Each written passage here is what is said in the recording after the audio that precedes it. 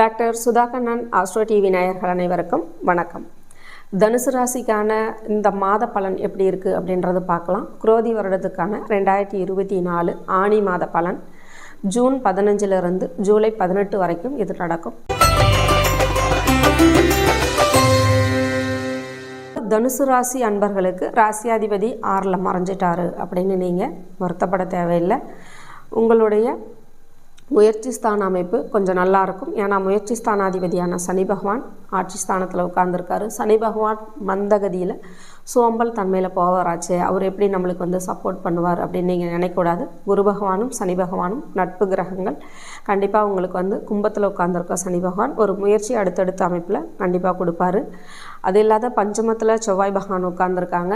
செவ்வாய் பகவான் பார்த்திங்கன்னா உங்களுக்கு தேவைப்படக்கூடிய எல்லா விஷயங்களையும் கொடுக்கக்கூடிய வாய்ப்பு நல்லா இருக்குது. அவரும் ஆட்சியிலே உட்கார்ந்துருக்காரு.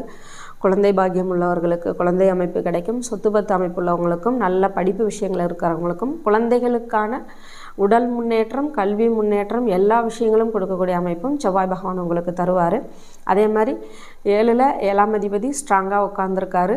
அப்போ கம்யூனிகேஷனாக இருந்தாலும் சரி, வாழ்க்கை துணையாக இருந்தாலும் சரி, உங்களுடைய சமுதாய நட்புகளாக இருந்தாலும் சரி, சமுதாயத்தில் ஏதாவது ஒரு விஷயங்களை நீங்கள் விரிவுபடுத்துகிறதா இருந்தாலும் சரி, வெளிநாட்டு பயணங்களாக இருந்தாலும் சரி, உங்களுக்கு எல்லா விஷயத்துலையும், ஏன்னா இது பாகியஸ்தானாதிபதியும் 7ல் உட்கார்ந்துருக்காரு, 7ஆம் அதிபதியும் 7லே உட்காந்து 2 பேரும் புதாதித்ய யோகத்தை கொடுத்து உங்களுக்கு வெளிநாட்டு பயணங்கள், தீர்த்த யாத்திரைகள், புனித யாத்திரைகள் நல்ல அமைப்பில் கொடுக்கக்கூடிய வாய்ப்பு இருக்குது. இது ரெண்டையுமே நீங்கள் பயன்படுத்திக்கலாம்.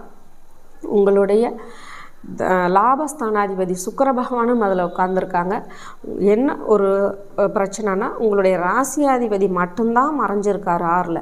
மற்றபடி லாபாதிபதியாக இருக்கட்டும், பாக்யஸ்தானாதிபதியாக இருக்கட்டும், 7ஆம் அதிபதியாக இருக்கட்டும், எல்லாமே பார்த்திங்கன்னா உங்களுக்கு ஹைலைட்டான பலனை கொடுக்கக்கூடிய வாய்ப்பு இருக்குது. நல்ல வருமான அமைப்பும், நல்ல தொழில் விஷயங்களும், வாழ்க்கை துணை கிட்ட அந்யோன்யமாக இருக்கிறதும், திருமணம் கைகூடக்கூடிய சூழலும், லேட்டாக பெண் பார்த்துக்கிட்டே இருக்கோம் அமையலை அப்படின்றவங்களுக்கு வரன் அமையறதும், பெண்ணுன்னு இல்லை வரன், வது வரன் ரெண்டுமே நம்ம எடுத்துக்கலாம்.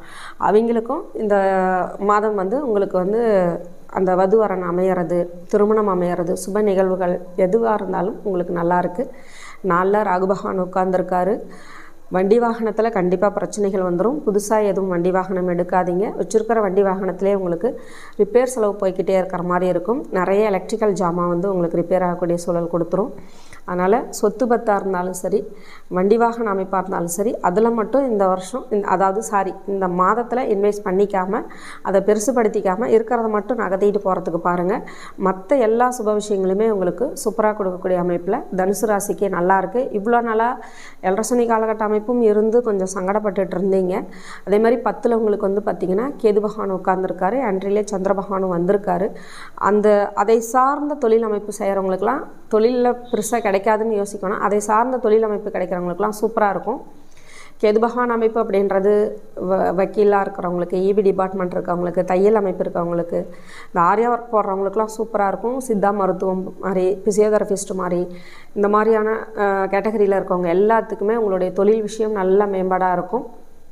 இது பார்த்திங்கன்னா தொழில் மேம்பாடு அமைப்பு, வாழ்க்கை துணை கிட்ட நல்ல அந்யோன்யமாக இருக்கிறது, திருமண விஷயங்கள், இது எல்லாமே ஹைலைட்டாக கொடுக்கக்கூடிய வாய்ப்பு நல்லா இருக்குது இந்த மாதம். அதை பயன்படுத்திக்கோங்க. இது பொதுவான விஷயங்கள் அமைப்பு தான். பொதுவாக தனுசு ராசிக்கு அப்படிங்கும்போது இது பொது பலன் தான். நம்மளுடைய ராசி கட்டத்தில் உங்களுடைய பிறந்த நேரத்துக்கான, உங்கள் பிறந்த டைமுக்கான அமைப்பில் நீங்கள் எப்படி கிரகங்கள் உட்கார்ந்துருக்கு, இதுக்கான அமைப்புகள் எப்படி நம்மளுக்கு பலாப்பலன் கொடுக்கும், இந்த மாதத்தில் நம்ம ஏதாவது அனுகூலமாக அதை தெரிஞ்சுக்கலாமா அப்படின்னு நினச்சிங்கன்னா உங்களுடைய திசா புத்திகளை கண்டிப்பாக தெரிஞ்சுக்கிட்டு அதுக்கு தகுந்த மாதிரி தான் நீங்கள் மூவ் பண்ணணும். அப்படி ஏதாவது நீங்கள் தெரிஞ்சுக்கணுன்னு விருப்பப்பட்டீங்கன்னா என்னுடைய வீடியோவுக்கு வரக்கூடிய நம்பருக்கு கால் பண்ணுங்கள். நன்றி, வணக்கம்.